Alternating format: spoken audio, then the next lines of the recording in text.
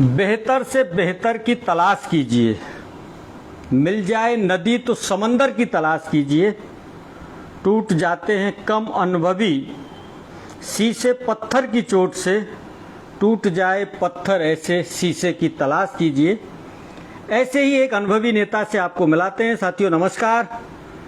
भरतपुर संभाग की इस चुनावी यात्रा के दूसरे चरण में हम पहुंचे हैं करौली जिले के सपोटरा विधानसभा में, और करौली में भारतीय जनता पार्टी की जो कमान संभाले हुए हैं मजबूती के साथ, जमीनी स्तर पर ब्रजलाल जी डिकोलिया सीधे आपकी स्क्रीन पर हैं।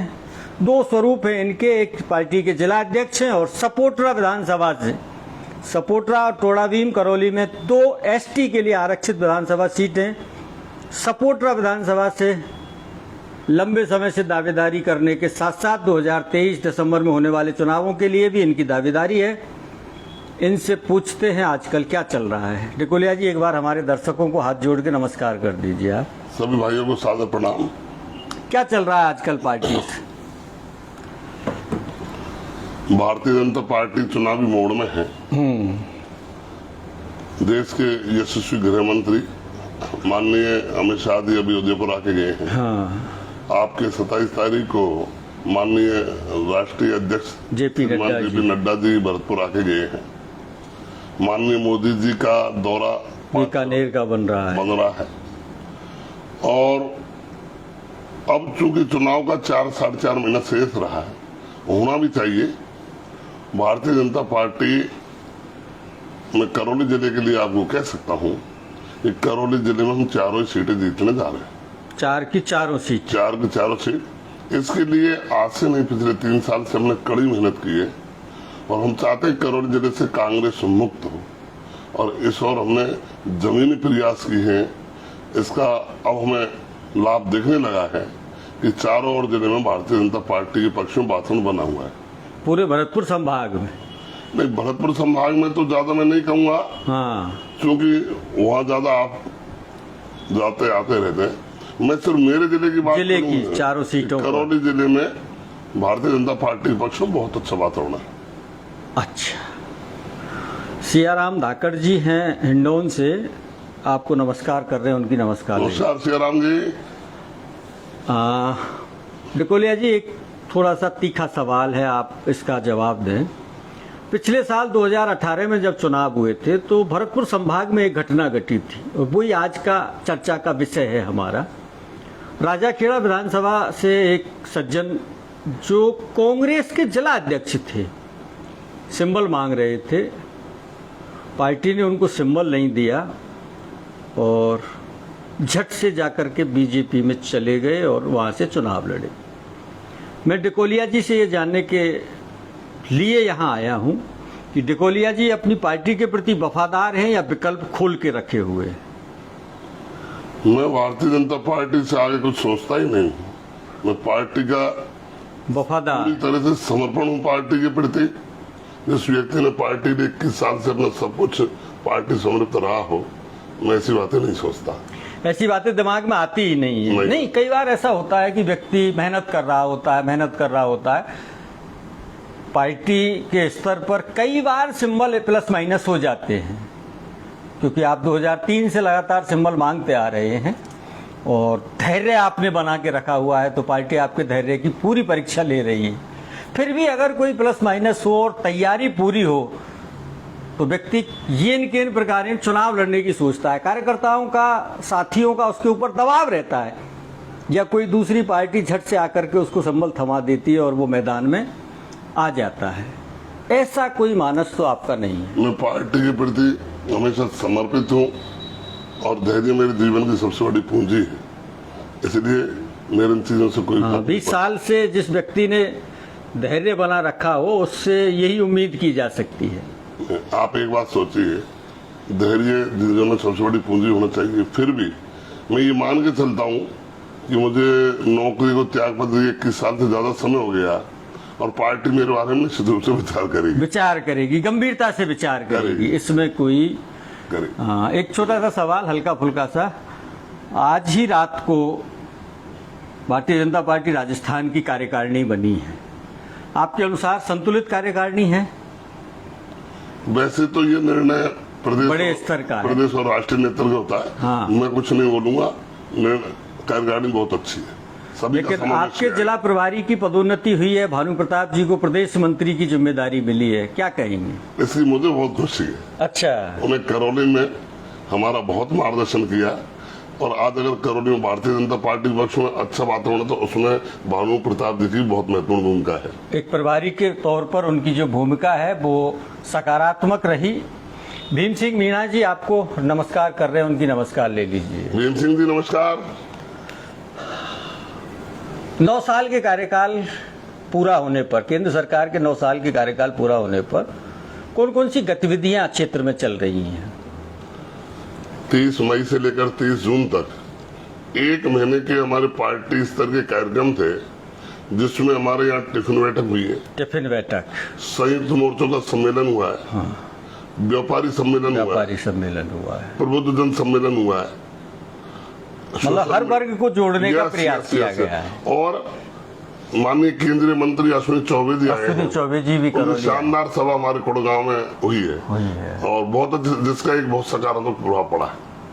तो माननीय मोदी जी के जो सरकारी 9 वर्ष की जो उपलब्धियां हैं उनको लेकर हम जनता के बीच में जनता के बीच में और जाएं। आम जन के नीचे से नीचे अंतिम व्यक्ति तक हम उस चीज को पहुंचाने का प्रयास कर रहे हैं और लोग स्वीकार करते हैं। लोगों को विस्तार से अगर सब तो लोग इस चीज को स्वीकार करते हैं कि माननीय मोदी जी ने देश में सबसे आज तक के इतिहास में प्रधानमंत्री के रूप में सबसे अच्छा काम जो है वो उन्होंने किया है।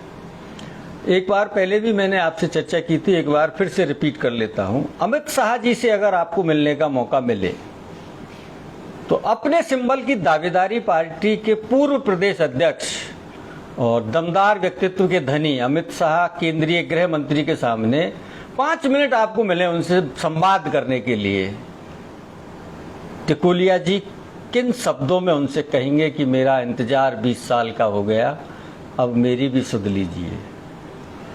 ये पार्टी प्रदेश नेतृत्व को सोचना है। हाँ, और पार्टी प्रदेश नेतृत्व की रिपोर्ट के आधार पर टिकट तय होते हैं। मैं अगर 5 मिनट के लिए उनसे मिलने का मौका मिला, मेरा सौभाग्य होगा। मैं सिर्फ 5 मिनट पार्टी की मजबूती के लिए बात करूंगा, अपनी टिकट की बात नहीं करूंगा। ये कोई बात नहीं है। अपना पक्ष भी रखना पड़ता है, ऐसा नहीं पार्टी सोचती है, लेकिन ऐसा भी होता है कि अपना पक्ष भी रखना पड़ता है नेताओं के सामने एक मजबूती से। मैं जो भी मेरा पक्ष रखूंगा वो प्रदेश नेतृत्व के सामने ही रखूंगा और मैंने रखा होगा, और प्रदेश नेतृत्व के आधार पर ही राष्ट्रीय नेतृत्व टिकट तय करता है। तुलसी राम जी टोडा भीम से आपको राम राम कर रहे हैं, उनकी राम राम ले लीजिए। तुलसी राम जी नमस्कार। सपोटरा के लोगों को अगर 2 मिनट के लिए आपको संबोधित करना हो तो किन शब्दों में सपोटरा की जनता को भरोसा दिलाओगे कि एक बार मुझे भी परख करके देखना? मैं सपोटरा की जनता को कहना चाहूंगा कि सबसे पहले जो सपोटरा में शांति की है, पार्टी अगर मौका देती है, जनता अगर चुनती है तो सबसे पहले शांति व्यवस्था बहाल करना होगा। आज की तारीख में सपोटरा के हालात बहुत खराब हैं। दूसरा, भ्रष्टाचार मुक्त सपोटरा में देखना चाहूंगा। पिछले 14 सालों में विशेषकर अभी माननीय मंत्री जी हैं, इनके द्वारा, इनके समर्थकों द्वारा सपोटरा में भारी लूटपाट की गई है। भ्रष्टाचार के बिना सपोटरा में कोई काम नहीं होता। मेरी प्राथमिकता भ्रष्टाचार को मुक्त करने की रहेगी। मेरी प्राथमिकता विकास ही रहेगी कि सपोटरा में से क्या क्या विकास कराया जा सकता है जिससे सपोटरा के लोगों को रोजगार भी मिले और सपोटरा के चारों तरफ जो आम आवश्यकता होती है, चाहे वो हॉस्पिटल की हो, चाहे वो सड़क की हो, चाहे वो पानी की हो या बिजली की हो, इन सभी चीजों पर मैं ध्यान दूंगा। आपने जिक्र किया मंत्री जी जिन्होंने तांडव मचा रखा है भ्रष्टाचार का और कानून व्यवस्था को लेकर के। मंत्री रमेश मीणा से अगर सीधे डायरेक्ट संवाद करने का मौका मिले तो आप उन्हें क्या सलाह देंगे? क्या राजनीति ऐसी होनी चाहिए? नहीं, रमेश मीणा जी से सीधे संवाद करने का, मैं तो जब भी बैठकों में जाता हूँ, यहाँ के दंगलों में जाता हूँ, कोई कार्यक्रम में जाता हूँ, मैं सीधे उनको चुनौती देता हूँ कि रमेश जी आप मेरे से भ्रष्टाचार और कानून व्यवस्था के मुद्दे पर चर्चा करें। सिर्फ रमेश मीणा को नहीं, इस जिले के 4 विधायकों को मैं चुनौती देता हूँ, अगर आप में हिम्मत है, सच्चाई है, तो कानून व्यवस्था को लेकर और भ्रष्टाचार के मुद्दे को लेकर मेरे साथ संवाद करें, एक साथ बैठे, तब आपको पता लगेगा कि आपने इस जिले के क्या हालात बना रखे। कानून व्यवस्था की स्थिति ज्यादा खराब बताते हैं। यहाँ कई मर्डर हो गए, कई ऐसी स्थितियां हो गई, पुलिस आज तक मंत्री जी की सलाह के बगैर कोई काम नहीं करती है, ऐसा ही है क्या? जो हालात खराब नहीं, बद से बदतर जो कहा जा सकता है इस जिले के लिए, मैं समझता हूँ पिछले 4.5 सालों में जितनी भी हत्याएं हुई है उसमें किसी मुलजिम को जेल नहीं भेजा गया। ये करौली जलाई है जिसमें रमेश जी के रिश्तेदार अफीम की खेती करते हैं, पुलिस पकड़ती है और उस खेती को बेनामी बताया जाता है। अच्छा, ये करौली जला है जिसके अंदर सार्वजनिक रूप से पुलिस वाले और रमेश के भतीजे ट्रैक्टर से कुचलकर एक व्यक्ति की हत्या करते हैं, आज तक कोई नहीं है। ये रमेश मीणा का इलाका है, ये विधानसभा क्षेत्र सपोर्टरा में, जिसमें एक माली समाज की बच्ची की, मासूम बच्ची 17 साल की, जिसकी हत्या करके और उसको पहाड़ से ऊपर फेंक दिया जाता है गैंग रेप करके। और इन सभी मुद्दों पर हम लोग आंदोलन करते हैं, प्रशासन हमारे साथ झुकता है, प्रशासन कहता है कि हम लोग कार्रवाई करेंगे, लेकिन आज तक किसी मुद्दे पर कार्रवाई नहीं हुई। अभी आड़ोती के अंदर 17 साल के मासूम बच्चे मसराम की हत्या की गई, उसमें आज 10 महीने हो गया। सीआई जब हत्यारों को पकड़ने करीब पहुंचा तो श्री रमेश मीणा जी ने उसका स्थानांतरण वहां से सपोर्टर से करा दिया, क्योंकि इसमें सभी गुंडों को, बदमाशों को, अपराधियों को रमेश मीणा का संरक्षण प्राप्त है। अगर आपको सिंबल मिलता है तो आपका सीधा मुकाबला ऐसे मंत्री से होगा जिसके बारे में आपके विचार अच्छे नहीं हैं, उनकी राजनीति के बारे में विचार अच्छे नहीं हैं, मुकाबला करने के लिए तैयार हैं आप? 100% मेरी पूरी तैयारी है और जनता को, रमेश मीणा को इस क्षेत्र से हराने की पूरी तैयारी है। 3 बार से विधायक हैं वो जी, उनके जो कारनामे करते हैं, पहले जनता को पता नहीं था कि रमेश मीणा किस तरह के आदमी, लेकिन जब रमेश मीणा के हमने करीब 2 दर्जन मामलों को जनता के बीच से लेके गए, जनता को बताया कि ये आदमी किसी से हत्या हो तो मुलजिम को जेल नहीं जाने देता, बलात्कार गैंगरेप हो तो मुलजिम को जेल नहीं जाने देता, फायरिंग कुछ भी हो, लेकिन रमेश मीणा अपने लोगों को जेल में नहीं जाने देता। ऐसा खुला लाइसेंस रमेश मीणा ने दिया है, ये जंगल राज की ओर इशारा करता है। अपने दिल की कोई बात जो अपने कार्यकर्ताओं से आप कहना चाहते हो? मैं मेरे कार्यकर्ता साथियों, जिले के सभी कार्यकर्ताओं को कहना चाहता हूँ, सभी लोग धैर्य बनाए रखें, कमर कस पार्टी के लिए जी जान से जुटे, समर्पण भाव से काम करें और 4.5-5 महीने बाद जब चुनाव हो तो इस कांग्रेस को इस जिले से मुक्त करने का काम करें, ये मैं सभी कार्यकर्ताओं को कहना चाहूंगा। साथियों, दुष्यंत अपनी गजल में कहते हैं, आज ये दीवार पर्दों की तरह हिलने लगी, लेकिन शर्त ये थी कि बुनियाद हिलनी चाहिए। तो क्या आप कांग्रेस की बुनियाद को हिलाने के लिए तैयार हैं? बिल्कुल। देखिए, एक तरह से कहावत है कि आप पापी को नहीं पाप को मारिए, और पाप कांग्रेस के डीएनए में है। आपातकाल लाई तो कांग्रेस लाई। आज जब से मुख्यमंत्री अशोक गहलोत बने, जब से सारे विधायक इनके मुख्यमंत्री बन के बैठे, अनैतिक रूप से इन लोगों ने काम किया, भ्रष्टाचार को इतना लूटा है इस राजस्थान को, क्या राजस्थान की छवि पूरे देश के अंदर खराब है। हम कांग्रेस को हराने के लिए कृत संकल्प है।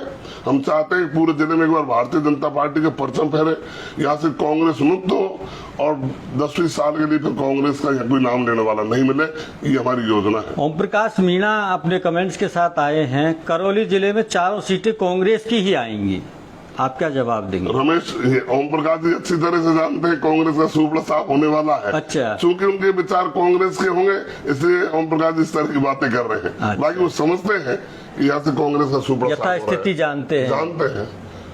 साथियों, दुष्यंत अपनी गजल में लिख गए हैं, सिर्फ हंगामा खड़ा करना मेरा मकसद नहीं, मेरी कोशिश है ये सूरत बदलनी चाहिए। तेरे सीने में ना सही, मेरे सीने में सही हो कहीं भी आग, लेकिन लोकतंत्र की चिंगारी जलती रहनी चाहिए, क्योंकि लोकतंत्र जिंदा रहेगा तो चुनाव तो हर 5 साल बाद आते हैं। मतभेद पैदा मत कीजिए, मनभेद पैदा मत कीजिए, राजनीतिक रूप से जागरूक होइए और अपने मतदान का ठीक से उपयोग कीजिए। डेकोलिया जी, बहुत छोटे से अनुरोध पर आपने इस बातचीत के लिए समय निकाला, बहुत बहुत धन्यवाद। आपको भी बहुत बहुत धन्यवाद।